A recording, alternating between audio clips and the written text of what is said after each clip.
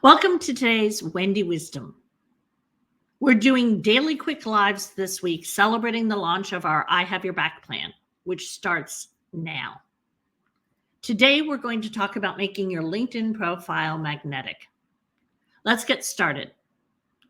Are you in an active job search, or at least you were until Thanksgiving? You've been applying for jobs every day, but all you're getting back is crickets. The ATS keeps eating your resume, or at least that's what you think is happening because somebody said that on LinkedIn. You finally get an interview and then you get rejected or you get ghosted. I think that's the term you keep hearing about. You can't get a recruiter to find you a job. Raise your hand if this is you. You are running out of cash. You need a job yesterday, Monday. You are struggling to get interviews. And when you finally get them, you never make it to the next round. Or maybe you're one of those people who keeps making it to the final round, but no offers. Always the bridesmaid, never the bride, all that stuff. Drop me a rejected in the comments or send me a DM and say, Wendy, I'm just over the rejection. I get it. The good news is there are jobs out there that need what you have to offer. There are ways to make your LinkedIn profile more magnetic. You can learn how to make recruiters happy, or at least get along with them. You can squash those crickets with your passions and interests. You can master the inner game of rocking your interviews. You can get in the driver's seat and rock the outer game of rocking your interviews. And here's the mind-blowing one. Right now is actually the best time to be job hunting, in part because most people are making the mistake of taking a long holiday nap and eating a lot of cookies and drinking a lot of eggnog. So you have way less competition for all those start on January 2nd jobs. Now, how great is that? The bad news is you only have 5 weeks left to land that job before the new year. Your job search is expensive. For every month you are unemployed, you are losing thousands of dollars. If you make $120,000 a year, just to make the math simple, that's $10,000 a month you are losing. You need to make the most of your time, of every application, of every view of your LinkedIn profile, and of every interview. You need to be able to stand out in a highly competitive market. All this job search stress takes a toll on your health, your family, your happiness, and your career path. All because you're not using tools that are available to you to get on the fastest path to your next job. What if instead of struggling, you started applying to jobs that are a great fit with a resume that clearly states that you can do exactly what the reader of the resume needs done? What if you started getting interviews and rocking them? Picking up one of those guitars back there and just rocking them. What would that be like? How would it feel? What will getting that job offer mean for you, your family, your finances, and your health? If you are ready to start getting and rocking your interviews and getting offers and landing the job, then drop me a job in the comments or in my DM, say, Wendy, I am over this. I am ready. Now, let's get clear on why you might want to listen to me when it comes to making your LinkedIn profile magnetic. The first reason I just go to, because it's a big number, talk about measuring results. I've conducted 12,000 interviews in my career. 12,000 interviews. I've designed interview processes and scoring rubrics at dozens of companies. I've taught hundreds of hiring managers and recruiters how to conduct interviews. I've trained dozens of recruiters to find amazing talent on LinkedIn. For 10 years running, I was in the top 1% of profiles viewed among recruiters with recruiter licenses on LinkedIn. Top 1%. I've hired more than 1,000 people in my career. I scaled a fintech startup from employee 23 to employee 500 and a $100 million exit.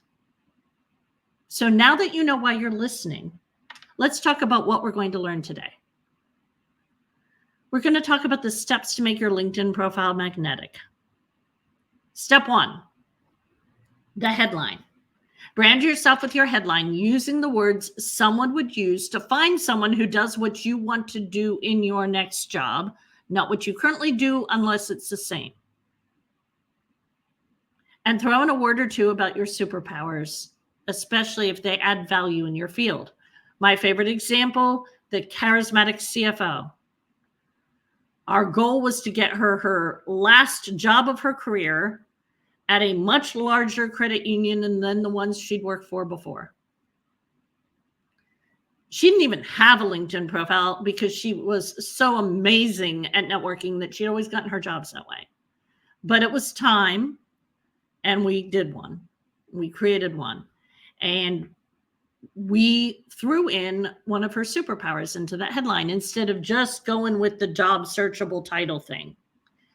And I'm so glad we did. And I've been talking about it ever since. So I don't know how many CFOs you know, but they're normally introverts. She is charismatic. She's just not just an extrovert. She is charismatic. So we put that in her headline. And the CEO that was looking for her next CFO saw that and said, that's the kind of person I want as my next CFO. It's a career topping job. It's a husband retiring job. Because she used her superpowers in her LinkedIn profile. That's what I'm talking about here. So recruiters and hiring managers are in a hurry. So that headline has got to have what they need to know. So first of all, if they're searching for you, you have to have the words they're using. They need to know quickly whether or not you have what they need. If you don't tell them that right at the top, then they have no reason to keep reading. They have a lot to do. They don't have a lot of time. So you got to give it to them right up front. If you don't use that valuable headline space to describe what you do and what your superpower is, they'll move on to someone who will tell them. That's just the way it is. Now, next, we want to make the most of that about section. Think of it like a highlight reel. It's where your best stuff goes, a little bit more about the things that they might be searching for. So that's going to show up because that's near the top. If you have a standard LinkedIn profile, that about section is right there under the headline. This is not your best accomplishments in your old job space. This is the directly related to your next job. This is why I'm the person.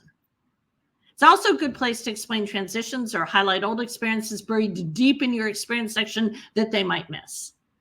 So back in the day, I did this thing, they're not going to get to the bottom of your experience section. They've got to move on. They've already decided whether they're into you or not. You want to highlight that up top. Because you need them to know the most important stuff about you to them right away. Don't make them go on a scavenger hunt. They do not have time for that. If recruiters are cats, this is where you put the catnip. If you don't highlight the most important experience, stories, and superpowers in your about section, they'll move on to the next person. Next. Step 3, make your experience shine. If the company isn't famous, spend one line saying what the company does. Then highlight the results you got in that job, focusing on the results most relevant to your next job. 3 to 5 bullets per job. If you did a lot of things, maybe you're going to go more than that. Strong active verb, measurable result every time. If you don't have a number, you use strong descriptors. But you better have a number a bunch of times. This is actually the same content you're putting in your resume. Yes, people, you want it here too.